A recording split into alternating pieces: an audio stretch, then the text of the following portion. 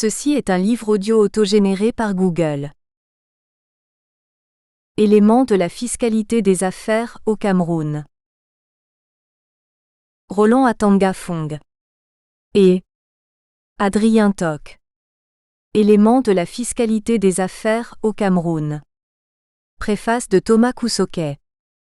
L'Harmattan. Déjà paru du même auteur. Contrôle fiscal et protection du contribuable dans un contexte d'ajustement structurel. Le cas du Cameroun, L'Harmattan, Paris, janvier 2008. Copyright L'Harmattan, 2011. 5 à 7, rue de l'École Polytechnique, 75 005 Paris. http://www.librairieharmattan.com. Diffusion.harmattan@wanadoo.fr. harmattan@wanadoo.fr. ISBN 978 2 296 55 022 3. EAN 9 782 296 550 223. Préface. La fiscalité est une des sciences juridiques située au confluent de plusieurs autres branches des sciences juridiques à tel point qu'un observateur fiscal avisé a pu dire: derrière chaque acte juridique de la vie d'un individu ou derrière chaque écriture comptable de l'entreprise, se cache un traitement fiscal dont le non-respect peut être lourd de conséquences pour celle-ci ou encore, que la méconnaissance des dispositions fiscales favorables peut générer un manque à gagner important. Conçu par une équipe de fiscalistes pétris de grandes connaissances livresques doublées d'une longue et riche expérience professionnelle entretenue par leur métier secondaire d'enseignant au cursus complémentaire, l'ouvrage que messieurs Roland Atanga Fongue et Adrien Toc mettent à la disposition du public, de par son caractère à la fois synthétique et analytique, se présente comme un excellent instrument de travail fort utile à bon nombre de professionnels au rang desquels il convient inscrire les professionnels des finances, de la fiscalité, de la comptabilité, des étudiants ainsi que les chefs d'entreprise qui savent mieux que quiconque mesurer l'ampleur des difficultés souvent rencontrées dans un domaine qui présente le désavantage de la quasi-absence d'ouvrages généraux et spécifiques fondant des matières fiscales aussi pointues et diversifiées que sont la distinction fiscale entre patrimoine privé et patrimoine professionnel dans le cadre de l'entreprise individuelle, l'imposition de l'autofinancement de l'entreprise, le régime fiscal du financement par fonds empruntés, le fisc et le management de l'entreprise, la fiscalité des assurances, la fiscalité boursière, la fiscalité bancaire, la fiscalité des TIC, la fiscalité des microfinances, la fiscalité pétrolière, secteur amont, la fiscalité pétrolière, secteur aval, les restructurations d'entreprises. C'est aussi un document de travail, pas comme les autres, qui tire son originalité de deux idées simples et ambitieuses. Une synthèse, dans un langage intelligible et accessible à tous, des différents types d'impositions liées tant aux activités financières qu'aux événements marquant la naissance, la vie et la fin de l'entreprise. 2. Analyse systématique soutenue par un passage en revue de tous les impôts et taxes que doivent acquitter les entreprises de ces secteurs économiques particuliers sur les opérations qu'elles réalisent. Impôts spécifiques par secteur, droit des apostrophes. Enregistrement, TVA, impôt sur le revenu des personnes physiques, impôt sur les sociétés. Tel que l'ouvrage est présenté sous forme thématique, il vient non seulement combler un vide sur des sujets généralement considérés comme ésotériques, mais aussi, il doit être considéré comme un instrument de vulgarisation de la fiscalité répondant aux préoccupations quotidiennes de tous les opérateurs économiques et praticiens du droit fiscal de tous bords et non comme un traité de fiscalité. Jamais un ouvrage de fiscalité n'a abordé, avec méthode et science, un spectre aussi large de secteurs économiques spécifiques. C'est le couronnement d'un long et fructueux parcours et en quelque sorte, une transmission de relais. Que les auteurs en soient complimentés. Thomas Koussoquet. Inspecteur principal des impôts hors échelle. Ancien directeur adjoint des impôts. Conseil fiscal agréé CEMAC inscrit au tableau de l'Ordre national des conseils fiscaux du Cameroun. Enseignant de fiscalité ENAM et UCAC. Introduction générale. Considérations générales sur la fiscalité des affaires au Cameroun. 1. En prélude à l'examen proprement dit de la fiscalité des affaires au Cameroun, il convient de se réapproprier d'abord cette notion aux confins du droit et de l'économie, pour ensuite déterminer les étapes marquantes de son évolution, 2, et enfin la mettre en perspective dans l'environnement global de la politique fiscale camerounaise, 3. À imposer les affaires au Cameroun, l'éclatement d'une matière partagée entre réalité juridique et réalité socio-économique. 2. Le terme affaire est particulièrement galvaudé. Entre le chercheur d'emploi en tenue respectable et le chef d'une entreprise industrielle, entre le petit vendeur ambulant et le dirigeant d'une filiale de multinationale, le générique homme d'affaires est régulièrement affublé et accepté. Il s'ensuit que les contours du terme sont larges et insaisissables dans la mesure où il regroupe de multiples activités non saisies par le droit, mais imposables et dont les acteurs revendiquent la qualité de commerçants. Du langage commun, on peut néanmoins retenir quelques sens couramment acceptés. Tout à tour, il s'entend d'une entreprise industrielle et commerciale, d'une transaction avantageuse, d'une spéculation commerciale ou financière ou d'un intérêt pécuniaire d'une personne. Le trait commun de ces différentes acceptions est l'idée du lucre, de la recherche d'un profit. 3. Le langage juridique s'approprie ce dénominateur commun. Pour autant, ce dénominateur n'est pas suffisant pour circonscrire les activités relevant du monde des affaires. De manière plus pragmatique, le droit des affaires, délimité autour de la notion d'acte de commerce, est la branche du droit qui s'intéresse aux activités industrielles et commerciales et à leurs acteurs. L'entreprise 2, unité humaine organisée en vue de réaliser un objectif économique déterminé, y tient une place centrale. Cette approche permet d'exclure du champ du droit des affaires les activités immobilières, agricoles et les professions libérales 3, quand bien même la recherche du profit ne serait pas exclue de leur exercice. 4. Sur la base de cette définition, la fiscalité des affaires se définit comme l'ensemble des règles liées à la perception ou non 4, de l'impôt sur les activités industrielles et commerciales et sur leurs acteurs. Son champ couvre celui des entreprises commerciales et industrielles. La fiscalité des affaires s'irrigue aux sources formelles et matérielles connues du droit 5. Elle flirte avantageusement 6 avec de nombreuses disciplines à l'instar du droit civil, du droit commercial, du droit comptable, du droit pénal, du droit public des affaires 7 pour ne citer que ces disciplines juridiques et rester conformes à notre orientation disciplinaire. 2. Les grandes étapes de la fiscalité des affaires au Cameroun. 5. La fiscalité des affaires au plan national connaît une évolution décisive dans les années 1990, évolution consignée dans les rapports de la réforme fiscale de 1995. On doit retenir ainsi l'avant 1995 et l'après 1958. 6. Avant 1995, l'impôt interne, perçu sur les activités et les revenus domestiques, ne constitue pas la principale source de financement du budget. L'emprunt massif, les recettes douanières, l'aide publique au développement, les recettes des produits du sol et du sous-sol exportés, fournissent à l'État les ressources dont il a besoin pour financer ses activités. Plus encore, le besoin de légitimation de l'État dans un contexte postcolonial insurrectionnel n'incite pas les pouvoirs publics à mettre en place des stratégies de ponction fiscale contraignantes. Ce contexte est aggravé au plan économique par l'absence d'un tissu industriel, l'extraversion de l'économie nationale, le règne des multinationales. Ces différents éléments ne favorisent pas l'émergence d'un droit fiscal des affaires. Les 1980, le pays rentre dans une profonde crise économique et financière d'allure planétaire dont les causes au plan interne sont liées à la baisse du prix du pétrole et des autres matières premières d'exportation, la modification de la parité du dollar en francs CFA, le retard pris par l'État dans l'ajustement de ses dépenses, l'insuffisante maîtrise des recettes fiscales non pétrolières, l'inefficacité des incitations et soutiens accordés aux entreprises publiques. Cette crise appelle une profonde mutation politique, économique et financière. 7. En 1995, une réflexion nationale neuve est dédiée à la réforme fiscale. Son objectif est double. Moderniser le système de prélèvement de l'impôt et accroître les recettes fiscales internes.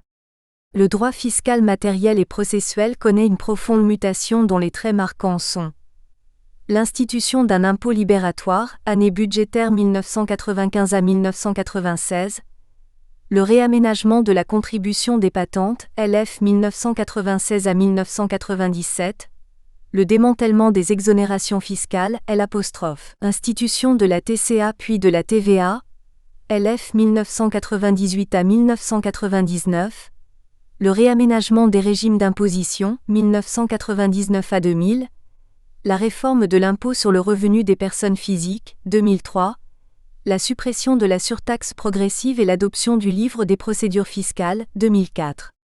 Toutes ces mesures adoptées dans le cadre de la réforme de 1995 seront évaluées et approfondies dans un second mouvement constitué par la réforme fiscale de 2007.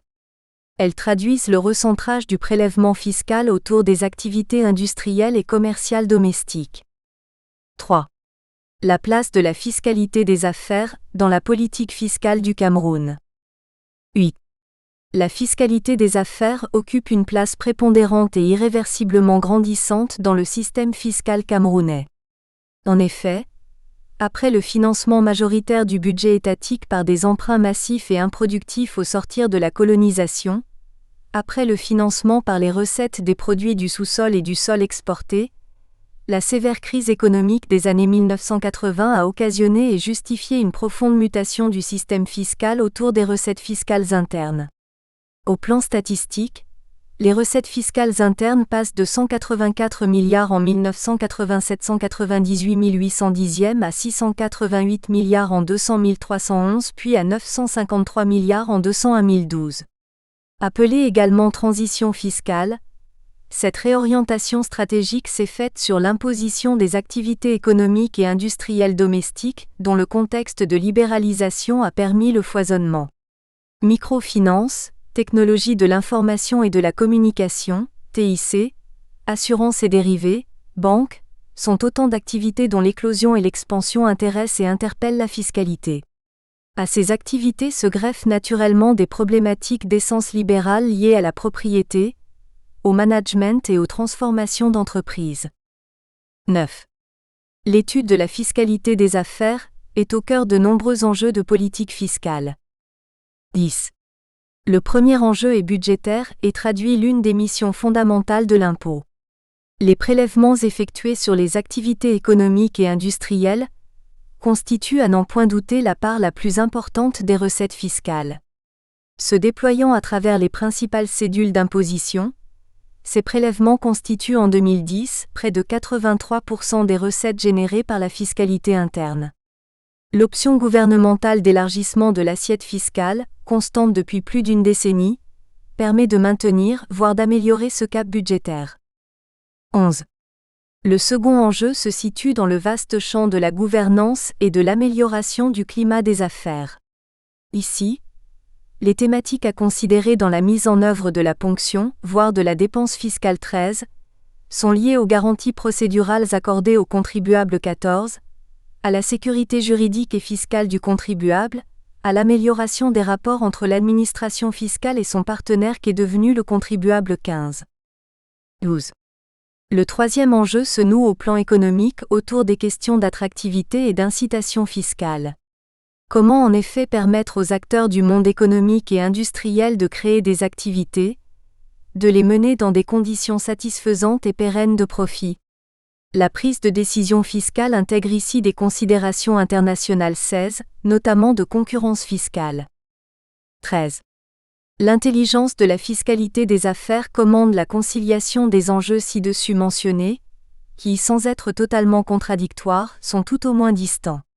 Elle suppose que soit mise en exergue, pour l'État qui a besoin d'attirer des investisseurs, les acteurs économiques et d'engranger les ressources nécessaires à la réalisation de ces missions d'une part, pour les opérateurs qui ont besoin de sécurité, transparence et maximisation des profits, les règles et mécanismes du jeu fiscal liés aux affaires d'autre part.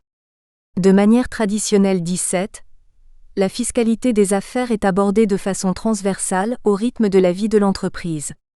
Elle s'intéresse ainsi à la création de l'entreprise, au facteur capital, aux opérations effectuées qui génèrent des profits ou pertes mais aussi la valeur ajoutée, aux résultats de l'entreprise elle-même, aux ressources qu'elle procure à ses géniteurs, etc. Cette approche qui présente l'avantage de l'exhaustivité ne sera pas retenue dans le cadre de cet ouvrage. En raison de la diversité et de la complexité qui caractérisent la vie des affaires, cette approche occasionnerait une présentation quasi encyclopédique, non exempte de chevauchements. 14. Le présent ouvrage adopte une approche thématique qui complète et affine la première.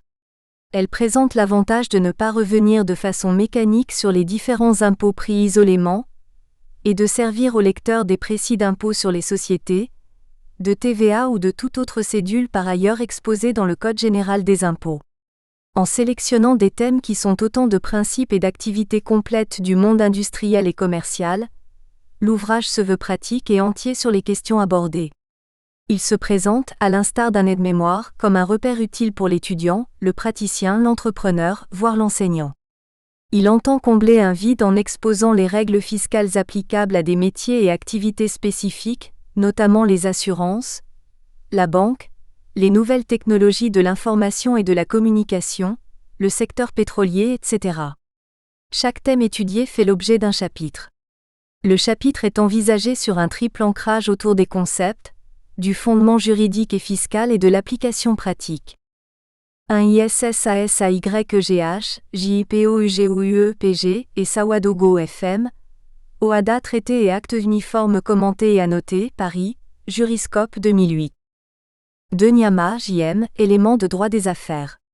Cameroun OHADA, Yaoundé, Presse de Lukac, nouvelle édition 2002.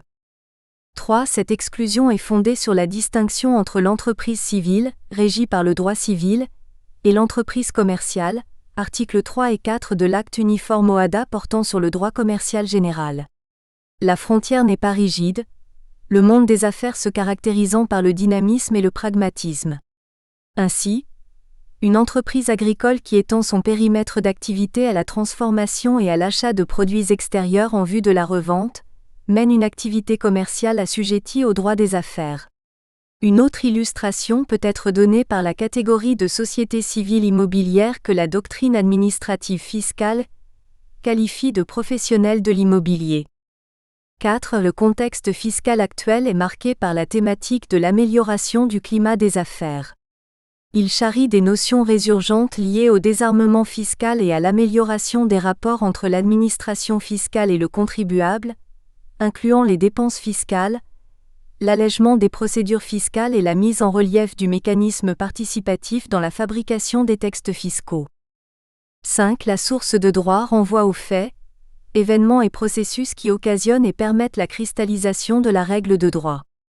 On y dénombre dans l'ordre interne et international, la Constitution, les lois, la jurisprudence, les règlements, la doctrine administrative, les principes généraux, les usages, les conventions internationales et le droit communautaire. 6. Le droit fiscal se départit ici de son autonomie mythique. En effet, la compréhension du traitement fiscal des domaines envisagés sera très souvent tributaire de la maîtrise des phénomènes juridiques qui sont sujets à l'imposition. 7. Eckert, G. Droit public des affaires, Paris Montchrétien 2001 251 p. 8. Atanga FONGUE, R. Contrôle fiscal et protection du contribuable dans un contexte d'ajustement structurel, le cas du Cameroun, Paris L'Harmattan 2007 page 45. 9. Cette réflexion nationale est précédée d'un plan régional de réforme adopté à Libreville en 1991 dans le cadre de la réforme fiscale douanière menée entre l'Union douanière et économique de l'Afrique centrale, devancière institutionnelle de la Communauté économique et monétaire de l'Afrique centrale, CEMAC, et ses partenaires, BIRD, FMI, UE et Coopération française. 10. Loi de règlement 1987 à 1988. 11. Loi de règlement 2003. 12. Loi de règlement 2010. 13. Les dépenses fiscales sont constituées de dérogations avantageuses pour une catégorie de contribuables dont la conséquence est la diminution des recettes fiscales. Confère. Le roi aime l'impôt, l'État et la société. La sociologie fiscale de la démocratie interventionniste, Paris, Economica 2010, page 287. 14. Bellac, C. Le formalisme du droit fiscal, Paris L'Harmattan 2002. 15. Atanga FONGUE. Contrôle fiscal et protection du contribuable dans un contexte d'ajustement structure, op.site, page 16. 16 FOTSING, JB, le pouvoir fiscal en Afrique. Essai sur la légitimité fiscale dans les États d'Afrique noire francophone, Paris, LGDJ, 1995, page 212. 17 de Bao, Droit fiscal des affaires, Paris, Montchrétien, 2008, page 14 à 15. SERLOOTENP, Droit fiscal des affaires, Paris, Précy-Dalloz, 1999. Chapitre 1, le fisc et le management de l'entreprise. 15. L'impôt, en raison de son incidence financière, des obligations qui en découlent pour l'entreprise et du capital public qu'il crée, est un élément central de toute décision de gestion sociale. 16. Variable imposée. L'entrepreneur et les dirigeants sociaux doivent en tenir compte et en tirer parti avantageusement. Loin de toute optique conflictuelle largement prétendue, le droit fiscal aménage la relation entre l'administration fiscale et le management de l'entreprise autour du principe de la liberté de gestion, principe qui admet des exceptions. 1. Le principe de la liberté de gestion de l'entreprise. 17. La gestion fiscale signifie la recherche par l'entreprise des moyens de réduction de sa charge fiscale, par une économie supérieure, au risque qu'elle peut être amenée à prendre. 18. Le principe de liberté de gestion suppose le droit reconnu à l'entreprise d'opter pour la solution la moins imposée. Il s'entend du droit pour l'entrepreneur de conduire ses affaires comme il l'entend, en particulier, le droit de s'autofinancer ou de s'endetter, de choisir ses fournisseurs et ses clients, de décider de ses modes de distribution, de vendre sur le marché national ou à l'étranger, d'ouvrir des ateliers ou des entrepôts ou d'en fermer, le droit également de faire la publicité de son choix selon le support librement déterminé par lui, d'y consacrer un budget plus ou moins important. La liberté de gestion, expression du principe plus vaste de la liberté de commerce, dans sa formulation semble aller de soi. Elle mérite pourtant d'être réaffirmée pour au moins 2 raisons. Au double plan méthodologique et psychologique, trop souvent seules sont exposées les exceptions à ce principe, de sorte que le fiscaliste apparaît généralement comme l'empêcheur de tourner en rond, le fossoyeur de la liberté de gestion par l'entrepreneur de son affaire. Plus souvent, le fisc, mu par l'intérêt fiscal, veut imposer à l'entrepreneur de choisir la voie qui permet au trésor public d'engranger le maximum de recettes ou celle qui semble moins onéreuse en matière de recouvrement des recettes. Cette attitude peut sérieusement contrarier la libre gestion sociale et compromettre la mobilisation des recettes du fait des conflits qu'elle peut générer. Ce principe interdit à l'administration de critiquer la décision de l'entreprise. Il suggère que soit reconnu à l'entreprise un droit à l'erreur. Une mauvaise affaire n'est pas nécessairement le signe d'une gestion anormale. Au plan pratique, l'importance avérée du principe de liberté de gestion dans un contexte d'amélioration du climat des affaires oblige d'interpréter de manière restrictive les exceptions qui peuvent lui être apportées. 19. Le législateur a aménagé la possibilité pour le contribuable de jouir de sa liberté de gestion, par le biais du rescrit fiscal. Le livre des procédures fiscales, LPF, dispose à cet égard en son article L33 bis, tout contribuable peut, préalablement à la conclusion d'une opération sous la forme d'un contrat, d'un acte juridique ou d'un projet quelconque, solliciter l'avis de l'administration sur le régime fiscal qui lui est applicable. Lorsque le contribuable a fourni à l'administration l'ensemble des éléments nécessaires à l'appréciation de la portée véritable de l'opération en cause, la position énoncée par celle-ci garantit le contribuable contre le changement d'interprétation ultérieure. Cette technique permet en effet à toute entreprise de solliciter l'avis de l'administration sur des actes qu'elle entend poser. Cette sollicitation, en plus de lier l'administration du fait de la réponse qu'elle prononce, a le mérite de démontrer la volonté du requérant de jouer carte sur table. 20. La liberté reconnue aux dirigeants sociaux de conduire les destinées de l'entreprise implique que ces derniers en sont responsables. Plus encore, l'administration ne peut admettre sans réagir que par une gestion fantaisiste, les dirigeants dilapident la matière imposable. 2. Les exceptions au principe de liberté de gestion. 21. 3 exceptions notables peuvent être apportées au principe de liberté de gestion. L'abus de droit, l'acte anormal de gestion, L'erreur comptable. 1. L'abus de droit. Séparer l'optimisation fiscale 18 de l'évitement de l'impôt. 22. L'abus de droit permet à l'administration fiscale de requalifier les faits contenus dans un acte. Cette théorie postule que la liberté de gestion ne peut être utilisée pour frauder la loi. Face à la tentation naturelle 19 voire universelle pour le contribuable de chercher à échapper à l'impôt, la théorie de l'abus de droit a pour objet de corriger l'usage excessif de la liberté des contribuables d'échapper à l'impôt ou en d'autres termes, de faire la distinction entre les opérations abusives et celles relevant de la simple habileté fiscale 20. L'article L33 du Livre des procédures fiscales, LPF, dispose en effet que toute opération conclue sous la forme d'un contrat ou d'un acte juridique quelconque dissimulant une réalisation ou un transfert de bénéfices ou revenus effectués directement ou par personne interposée, n'est pas opposable à l'administration des impôts qui a le droit de restituer à l'opération son véritable caractère et de déterminer en conséquence les bases des impôts sur les sociétés ou sur le revenu des personnes physiques. 23. Sur un plan comparé, et en nous basant sur l'excellente étude précitée, le dénominateur commun de l'abus de droit demeure la recherche d'un avantage exclusivement fiscal contraire à la loi.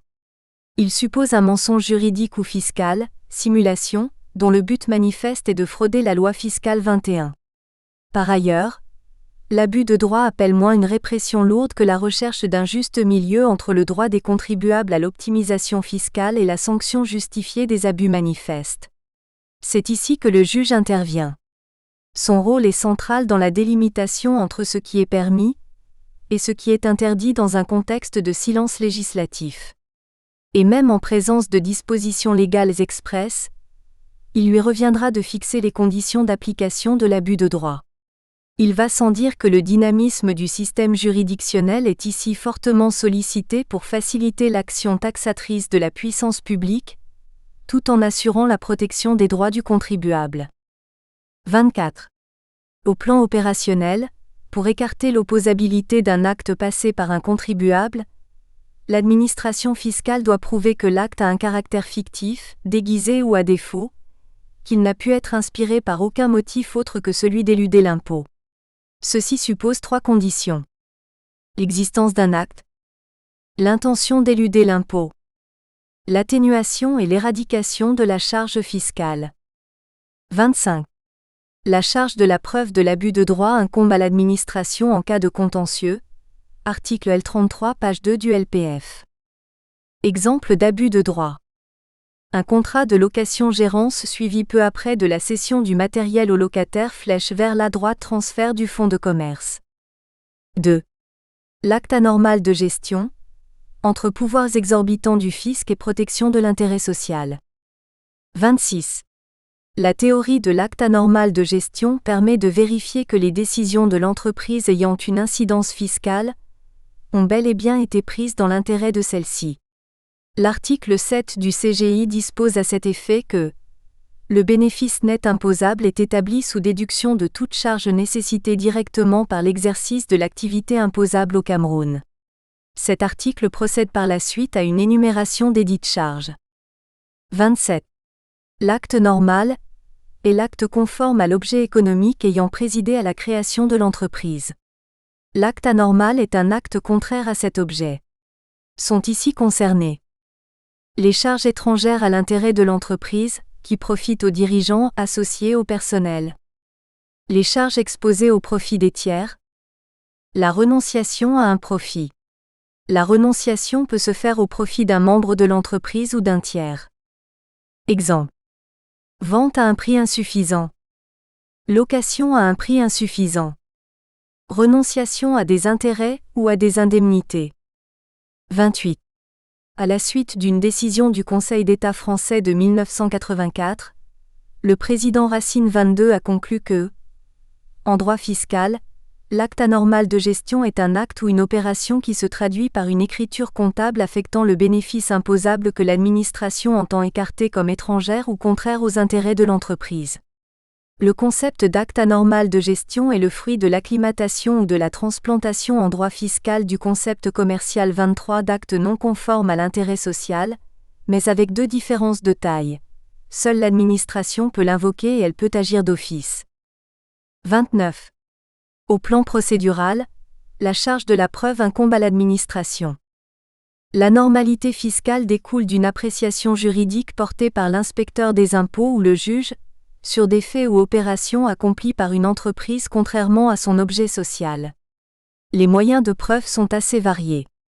La vérification de comptabilité constitue le cadre par excellence de matérialisation de l'acte anormal de gestion. Les documents comptables réguliers peuvent constituer une preuve directe de l'AAG, mais le plus souvent, l'agent administratif, inspecteur des impôts ou agent de la concurrence, ou le juge, tire sur le plan technique les conséquences des faits constatés dans les documents à la suite d'une opération intellectuelle nécessaire, dès lors que l'application d'un texte quelconque suppose presque toujours une appréciation. 24. 30. Le domaine de l'acte anormal de gestion englobe aussi la fiscalité des entreprises, que l'imposition des personnes physiques. Il couvre la rectification de l'assiette de l'impôt, et peu importe la forme juridique que revêt l'exploitation ou le statut fiscal de cette dernière. Ce qui importe, c'est la preuve que le résultat imposable s'est appauvri sans contrepartie. La conclusion de Florence de Boissy trouve à s'appliquer dans le contexte fiscal camerounais lorsqu'elle affirme que, en définitive, il apparaît que l'acte anormal de gestion, caractérisé par l'absence de contrepartie suffisante dans le résultat imposable en France, est toujours apprécié du point de vue de l'entité dégageant un résultat fiscal propre, qu'elle soit ou non dotée d'une autonomie juridique. 25. 31. La pratique n'offre pas de cas de redressement sous l'angle formel et juridique de l'acte anormal de gestion. Les cas sont nombreux où ce redressement pourrait prospérer, mais le prisme de redressement choisi par les vérificateurs est celui du rejet de la charge non nécessitée par l'exploitation et la réintégration fiscale conséquente. Ceci est le fait sans doute de la facilité, pour éviter le cheminement intellectuel et la collecte des preuves, que requiert la procédure de l'acte anormal de gestion. 3. L'erreur comptable, une certaine idée de justice. 32. Lorsque la comptabilité est arrêtée, elle ne peut plus normalement être modifiée conformément au principe de l'intangibilité des écritures comptables. Comme tout principe, ce dernier admet des correctifs, aménagements, voire des limites. Il peut arriver que les comptes présentés par un contribuable contiennent des erreurs, ayant justifié une détermination erronée de l'impôt. Ces erreurs doivent être réparées pour que soit prélevé l'impôt, le bon impôt, le juste impôt. 33. La possibilité étant donnée à l'administration de rectifier les impositions et donc les écritures comptables en remontant dans le passé jusqu'à la date de prescription, le droit fiscal reconnaît également au contribuable un droit à l'erreur par lequel il peut réclamer la correction de ses propres erreurs. Le contribuable a en effet le droit de rectifier son résultat déclaré lorsque celui-ci est affecté par une erreur comptable. En revanche, il ne peut après coup fonder une telle modification sur la remise en cause d'une décision de gestion régulièrement prise. Le contribuable étant libre de ses choix de gestion, la circonstance que ceux-ci ne sont pas générateurs du plus grand bénéfice possible ne peut être invoquée par l'administration, mais elle ne saurait non plus donner lieu à rectification après coup par le contribuable. Une comptabilité arrêtée ne peut plus être modifiée que si elle est affectée par des erreurs comptables, soit de fait consistant en omission d'écriture ou inscription inexacte, soit de droit quart, non conforme aux règles fiscales ou comptables. L'article L34 du LPF dispose dans ce sens que les omissions totales ou partielles constatées dans l'assiette de l'impôt, les insuffisances et inexactitudes ou erreurs d'imposition, peuvent également être réparées spontanément par le contribuable lui-même avant l'envoi d'un avis de vérification ou avant l'envoi d'une notification de redressement dans l'hypothèse d'un contrôle sur pièce. Dans ce cas, il n'est appliqué aucune pénalité. 34. En pratique, l'administration fiscale est particulièrement permissive en matière de correction spontanée des erreurs comptables par le contribuable. Cette attitude a favorisé le développement de la pratique des déclarations statistiques fiscales, DSF, rectificatives. Ces corrections se comprennent aisément dans un contexte où la certification comptable manque de rigueur. La seule limite imposée aux contribuables est le début d'une procédure de contrôle. Dans ce cas, Les redressements qui pourraient découler de la procédure de contrôle initiée seraient assortis de pénalités. 35. L'erreur comptable est nettement distinguée de la décision de gestion. Cette dernière, contrairement à l'erreur comptable, est volontaire et facultative. En termes de conséquences, la décision de gestion ne peut être critiquée par l'administration, ni modifiée par l'entreprise après expiration du délai légal de déclaration, alors que l'erreur peut faire l'objet de rectification à l'initiative de l'entreprise comme de celle de l'administration fiscale. Exemple de décision de gestion. Omission d'inscrire une partie des amortissements en comptabilité. Augmentation de la valeur d'une immobilisation par rapport au bilan précédent. Pour le fisc, c'est une réévaluation libre des bilans. 18. L'optimisation fiscale peut être définie comme le moyen qui permet à un contribuable d'utiliser des mesures prévues par le droit fiscal, dans le but de diminuer sa charge fiscale. Cette technique doit alors se comprendre à la faveur d'un choix entre différentes options offertes par le législateur, ou résultant d'une tolérance de l'administration fiscale. 19. Le professeur Maurice Causion a justement écrit que vouloir payer le plus d'impôts possible pour certains, c'est peut-être de la sainteté ou de l'héroïsme. On serait plutôt tenté d'y voir un dérangement de l'esprit, ça se soigne. Ce ne serait certainement pas le modèle du bon père de famille du Code civil qui doit gérer son patrimoine au mieux de ses intérêts. In les grands principes de la fiscalité, Paris Litech, 4 accent aigu D, 1999 page 20. 20 Tirard, J.M., l'abus de droit en droit comparé. In écrit de fiscalité des entreprises, étude à la mémoire du professeur Maurice Causion, Paris Litech, 2009, pp 209 à 228. 21 Causion, les grands principes de la fiscalité des entreprises, Opsite, page 67. 22 Conc. SSCE, 27 juillet 1984, place, RJF 10 1984e, page 563. 23 Le concept est étudié dans diverses branches de droit. En plus du droit fiscal et du droit commercial, le droit civil et le droit pénal s'y intéressent mais pas dans le même but. 24 Cyril David. 25 DEBOISSY, F. Acte anormal de gestion et groupe de sociétés, in écrit de fiscalité des entreprises, Opsite, page 280. Chapitre 2, Entreprise individuelle. La distinction fiscale entre patrimoine privé et patrimoine professionnel. 36. Les spécificités de l'économie camerounaise conduisent à une prédominance de la forme individuelle d'exploitation sur la forme sociétaire. Dans les entreprises sociales, la constitution est très souvent faite sur une base familiale, ce qui en réalité, dans son déploiement, sa gestion, son financement, en fait l'affaire du chef de famille.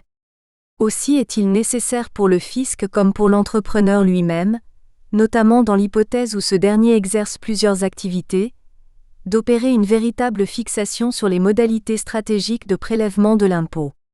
Dans la pratique, cette fixation est utile dans la mesure où il n'est pas rare que, contrôlant une des activités nettement délimitées au plan comptable, les représentants du fisc soient tentés de vouloir tout regrouper, biaisant ainsi le fond, distinction de patrimoine, et la forme, procédure distincte, des éléments d'imposition. 37. La détermination du résultat issu de l'exploitation, pour l'imposer s'agissant du droit fiscal, implique nécessairement une double délimitation. D'une part, il faut identifier matériellement le résultat qui provient de l'exercice de l'activité professionnelle. D'autre part, il faut identifier temporellement ce bénéfice, c'est-à-dire qu'il faut périodiquement clôturer les comptes pour le déterminer, d'où la notion d'exercice comptable. 38. Ces deux aspects se retrouvent dans la définition du bénéfice imposable qui est fournie par l'article 6 du Code général des impôts. Au terme de l'article 6 alinéa 1 du Code général des impôts en effet, le bénéfice imposable est le bénéfice net, déterminé d'après les résultats d'ensemble des opérations de toute nature effectuées par les entreprises au cours de la période servant de base à l'impôt, y compris notamment les cessions d'éléments quelconques de l'actif, soit en cours, soit en fin d'exploitation. À titre complémentaire, l'article 7 du CGI précise que le bénéfice net imposable est établi sous déduction de toute charge nécessitée directement par l'exercice de l'activité imposable au Cameroun. 39. L'identification matérielle du résultat de l'entreprise s'opère via la théorie du bilan. Elle implique la reconnaissance d'un patrimoine professionnel, distinct du patrimoine privé. La théorie du bilan est la théorie selon laquelle la détermination du résultat imposable est effectuée à partir de la comparaison de deux bilans successifs, celui de l'ouverture et celui de la clôture de la période d'imposition.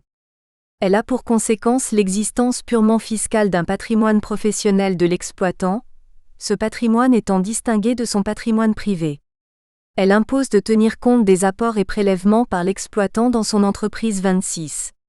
Cette dualité de patrimoine est rendue nécessaire pour permettre la détermination du résultat de l'entreprise. Elle suppose de déterminer le critère de répartition des biens. On applique ici le principe de la liberté d'affectation. 1. La définition fiscale du patrimoine professionnel. 40. Le droit fiscal s'abreuve à la source de la théorie civiliste du patrimoine, qui considère que le patrimoine est l'émanation de la personnalité. Le patrimoine, conçu comme une universalité de droits, c'est-à-dire comme un ensemble de droits et de charges actuels et futurs dans lequel les droits répondent des charges, est caractéristique de l'existence de la personnalité juridique. Ce rattachement de la notion à la personnalité juridique a notamment pour conséquence l'unité du patrimoine. Or, cette conséquence fait l'objet en droit fiscal d'une atténuation à travers la notion de patrimoine professionnel. Mais il faut bien avoir conscience qu'il s'agit simplement d'une notion fiscale qui découle de la nécessité d'identifier le résultat qui provient de la poursuite de l'activité professionnelle. 41. En effet, la taxation des revenus des individus s'effectue à travers l'impôt sur le revenu des personnes physiques. Plus précisément, l'impôt est calculé à partir du regroupement de l'ensemble des revenus d'une même personne physique, qui seule bénéficie du statut fiscal en principe. La loi fiscale prévoit différents régimes de détermination des revenus imposables, en fonction de leur origine. C'est ainsi qu'il faut distinguer par exemple les traitements et salaires, articles 30 à 34 du CGI, les revenus de capitaux mobiliers, articles 35 à 45 du CGI, les revenus fonciers, articles 46 à 49 du CGI, ou encore les bénéfices industriels et commerciaux, articles 50 à 52 du CGI. 42. En présence d'une exploitation, le mécanisme de détermination de l'impôt impose donc de fixer l'assiette imposable qui est issue de la poursuite de cette activité. Afin de parvenir à distinguer, au sein des revenus de l'entrepreneur, ceux qui proviennent de l'exercice habituel et professionnel de son activité, il faut alors arriver à circonscrire les contours de l'entreprise. C'est la théorie du bilan qui assure cette mission. 43. Afin de pouvoir taxer tout l'enrichissement de l'entreprise, cette théorie dite de la source 27 a été abandonnée au profit de celle du bilan. Désormais, le bénéfice imposable est défini à partir de la comparaison de deux bilans successifs, celui de l'ouverture et celui de la clôture de l'exercice.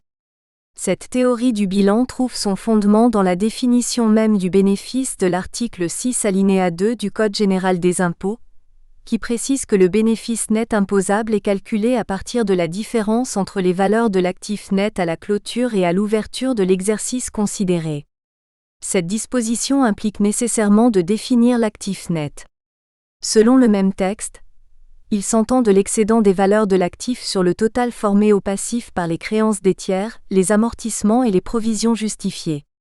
Dès lors, la détermination du bénéfice fiscal dépend non seulement des résultats qui sont issus de l'activité courante de l'entreprise mais également des résultats exceptionnels, tels que les plus-values ou encore les abandons de créances.